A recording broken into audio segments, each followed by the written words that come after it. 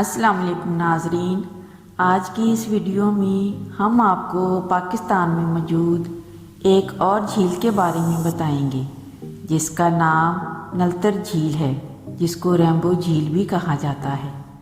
اس سے پہلے کہ ہم اس خوبصورت جھیل کے بارے میں بتائیں، آپ سے درخواست کرتے چلیں کہ یوٹیوب کے اس منفرد چینل دلکش ٹی وی کو سبسکرائب کرتے ہوئے ساتھ موجود گھنٹی کے بٹن کو بھی دبا دیں تاکہ ہر نئی آنے والی ویڈیو کی نوٹیفیکیشن آپ تک باقاعدگی کے ساتھ پہنچتی رہے۔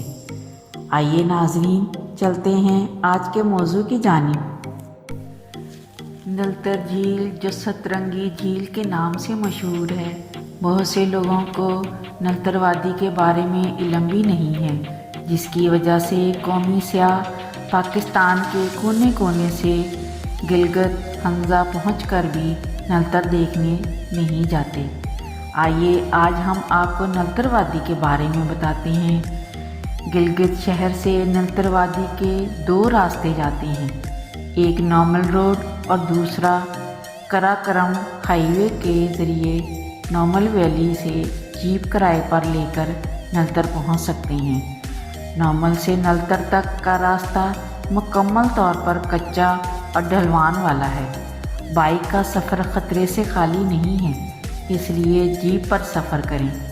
نلتر ویلی میں ہوٹل کافی تعداد میں موجود ہیں، جہاں کی لذیذ کھانے، صاف ستھرا انتظام اور پرسکون جگہ سارے ماحول کو خوشگوار بنا دیتے ہیں۔ نلتر میں 0 پوائنٹ کے مقام پر آپ کو 3-4 ہوٹل ملیں گے۔ اپنی حیثیت کے مطابق وہاں کمرے حاصل کر سکتے ہیں۔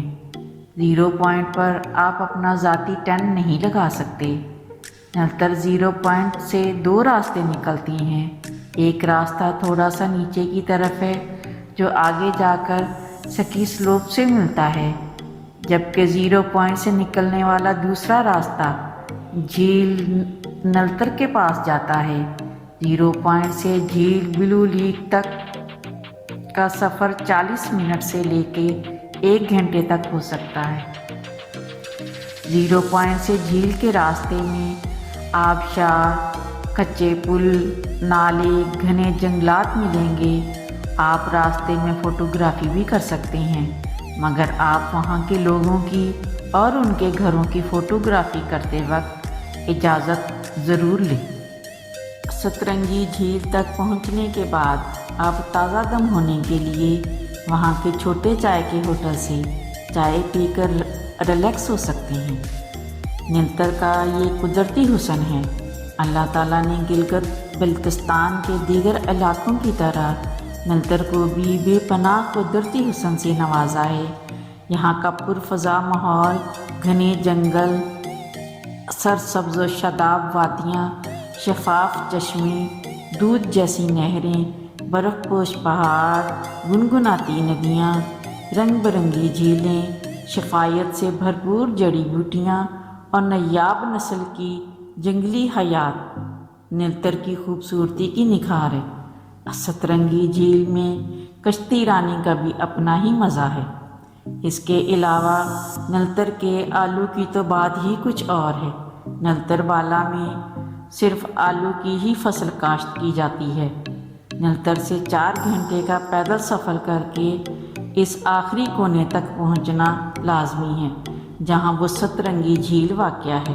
اس جھیل پر جب دھوپ پڑتی ہے تو 7 مختلف رنگ نمایاں نظر آتے ہیں، اس لیے یہ سترنگی جھیل کہلاتی ہے۔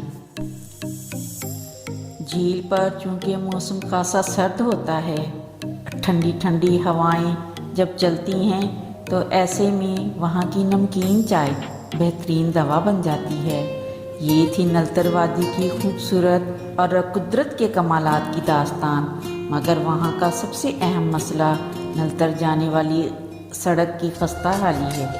یہ روڈ گلگت شہر اور نلتر کے درمیان زمینی رابطے کا واحد ذریعہ ہے، جس پر نلتر کے مقامی لوگوں کے علاوہ سیاحوں کی ایک بڑی تعداد میں ہر موسم میں سفر کرتی ہے۔ اس کے علاوہ نلتر میں بنیادی صحت تعلیم اور دیگر سہولیات بھی نہ ہونے کے برابر ہیں۔ ان مسائل پر بھی فوری توجہ دینے کی سخت ضرورت ہے تاکہ نلتر کی سیاحت ترقی کی راہ پر گامزن رہے۔ آخر میں مگر سب سے اہم بات یہ کہ کھانے پینے کی اشیاء جھیل پر ضرور ساتھ لے کر جائیں، مگر وہاں جھیل پر گندگی ہرگز نہ پھیلائیں اور وہاں کی صفائی کا خاص خیال رکھیں۔ نیز ہماری کاوشوں کا صلہ ویڈیو کو لائک کر کے دیں، فیس بک، واٹس ایپ اور اپنے دیگر سیاحت کے شوقین دوستوں کے ساتھ شیئر کرتے ہوئے ہماری حوصلہ افزائی بھی کیجیے اور کمنٹ باکس میں اپنی قیمتی تجاویز سے ضرور آگاہ رکھیے گا۔ آج کی ویڈیو میں بس اتنا ہی۔ اللہ نگہبان۔